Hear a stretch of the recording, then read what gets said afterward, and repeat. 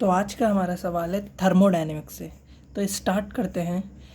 We consider a thermodynamic system. एक system है यानी कि एक डब्बा मान लीजिए, ठीक है। इससे ना तो हीट एक्सचेंज हो रही है, ना हीट जा रही है बाहर, ना बाहर अंदर आ रही है, ठीक है। तो ये हमारा thermodynamic system. If represent the increase in internal energy, क्या रिप्रेजेंट कर रहा है? इंटरनल एनर्जी में इंक्रीज। फिर कह रहा है and W the work done by the system. W जो है वो सिस्टम के द्वारा वर्क किया गया है, ठीक है। फिर हमसे कह रहा है which of the following statement is true, कौन सी स्टेटमेंट सही है। अब फ्लॉट के अकॉर्डिंग थर्मोडायनेमिक का पहला law, first law of thermodynamic, जो कि बेस्ड है एनर्जी कंजर्वेशन पे, जो कि कहता है Q is equals to delta U plus W. Energy can neither be created nor be destroyed, only form can be changed, ठीक है। ये हमारा एनर्जी कंजर्वेशन होता है।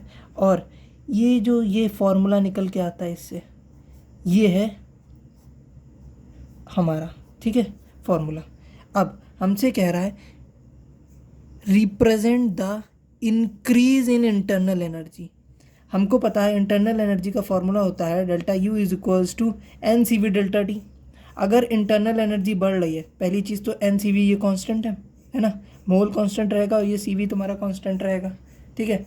अगर इंटरनल एनर्जी बढ़ रही है तो ये डेल्टा टी जो होता है ये T final minus T initial होता है। इसका मतलब फाइनल टेम्परेचर बढ़ रहा होगा ना, फाइनल टेम्परेचर बढ़ रहा है तभी इंटरनल एनर्जी बढ़ रही है। और हीट एक्सचेंज नहीं हो रही है तो इसका मतलब Q is equals to zero. Q is equals to zero यानी ये एडियाबैटिक प्रोसेस है ना। तो हमको ये तो पता चल गया आइसोथर्मल जो प्रोसेस ये लिखा हुआ है ये तो होने नहीं से रहा, तो यानी ये दोनों ऑप्शन तो गलत। अब एडियाबैटिक प्रोसेस, अब हमको पता है delta Q is equals to delta U plus W होता है ना। एडियाबैटिक प्रोसेस है, Q ज़ीरो हुआ ना तो zero is equals to delta U plus W हुआ ना, तो delta U is equals to minus W हुआ ना। तो इससे इंक्रीज इन इंटरनल एनर्जी ये हमको पता चला। और W जो work done by the system है, बाय द सिस्टम यानी निगेटिव वर्क है ना, यानी हमारा वर्क क्या होता है P डेल्टा V, है ना। यानी जब वर्क बाय द सिस्टम हुआ V फाइनल माइनस यानी वॉल्यूम कम हुआ, वॉल्यूम कम हुआ इसका मतलब